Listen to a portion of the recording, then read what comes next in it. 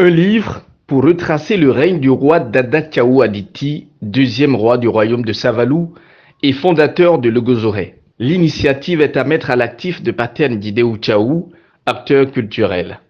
Après avoir effectué des enquêtes auprès des sages du royaume et consulté des documents et publications coloniales sur le siècle de Savalou, l'auteur a par la suite organisé une importante cérémonie publique de recueil d'informations à la cour royale de Logozoré. Des étapes qui ont donné lieu à une retraite intellectuelle de 72 heures à la résidence d'écriture.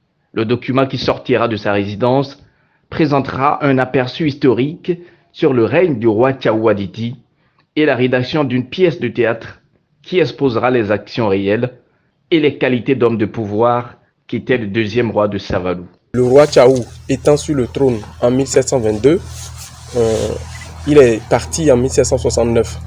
Donc 6 ans avant son départ, il était malade. Voilà l'histoire, la trame de l'histoire. Il était malade parce qu'un jour, la première version raconte qu'un jour il était sous la douche quand il a reçu un jet de liquide toxique sur le visage. Et une autre version dit que c'était du retour d'une réunion qu'il a reçu le jet de liquide. Donc toutes les versions racontent qu'il a reçu un jet de liquide toxique sur le visage, ce qui a fait qu'il était devenu bogne. Et à l'époque, quand vous êtes handicapé ou infirme, vous n'avez pas le droit d'être roi. Donc les apparitions publiques donc, de Tiaou étaient rares. Il n'envoyait que son frère Baglo pour le représenter aux réunions et à toutes les instances de prise de décision. Baglo, donc, ayant usé donc de ruse, a dit au roi Tegbessou que Tiaou il est fatigué de venir aux réunions, qu'il se dit qu'il est fatigué. Et donc, Tegbessou l'a intronisé roi. Et il est venu à Savalou donc remplacer son frère, qui était obligé donc de partir de Savalou pour aller créer Logozoré. Donc, est-ce que cette démarche de détachement du pouvoir, est-ce que tous les hommes politiques l'ont aujourd'hui?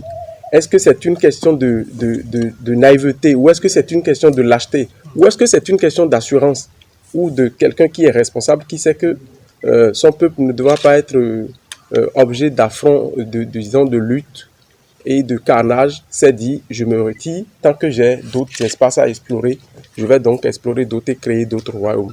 Donc est-ce qu'aujourd'hui nous avons des hommes politiques qui ont cette culture du détachement, cette culture de la démission et cette culture de paix, en quelque sorte? L'auteur a fait appel à une compétence afin qu'elle apporte son expertise à l'ouvrage en construction. Je viens en appui, en accompagnement, parce que j'y ai intérêt d'abord, mais pour l'aider à interroger la dramaturgie, la mise en fiction de ça. Mais la mise en fiction de ça ne veut pas dire la vérité. C'est comment est-ce que nous restituons la vérité dans la forme dramatique, dans une forme de dramaturgie contemporaine, de sorte à créer, comme je le dis la plupart du temps, nous sommes en mesure de créer nos classiques.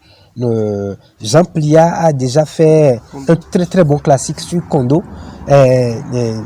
Paten Tiaou peut créer le classique qui va être le classique du royaume de Savalou et des Aymari. Donc si on peut faire en sorte que les enfants reproduisent les actions de nos héros, on aurait avancé. Au-delà de la construction de l'histoire du deuxième roi de Savalou, Paten Tiaou soulève à travers son initiative la problématique de la conservation et de la gestion du patrimoine culturel. Toutes les consultations que nous avons faites, que ce soit les consultations orales et écrites, racontent que Tiaou est parti avec les attributs du roi.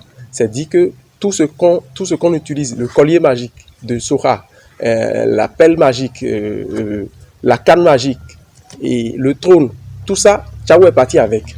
Il est parti avec, donc à partir de Baglo, il y avait plus ses attributs. Par la suite, Baglo a envoyé un émissaire de griffe aller escamoter ces quelques instruments, mais il y avait la majorité qui était toujours avec Tiaou, et Tiaou est resté avec ça à Logozoré. Ça nous pose véritablement aujourd'hui la question de la gestion, de la conservation des biens et des patrimoines culturels de notre pays. Si la politique culturelle du pays exige que nous voulons aller à la chasse donc des biens qui sont allés à l'extérieur, qu'est-ce qu'on a fait de ces biens qui sont restés sur place dans le pays? Ce projet d'art et de réflexion intellectuelle et historique a reçu le soutien de la Direction générale du Fonds des arts et de la culture. Et pour évaluer la mise en œuvre du projet, la Direction générale a délégué un émissaire sur le terrain pour le suivi et le contrôle des engagements pris par l'auteur. À la fin de l'activité, selon le projet, c'est qu'à la fin, il doit sortir un document.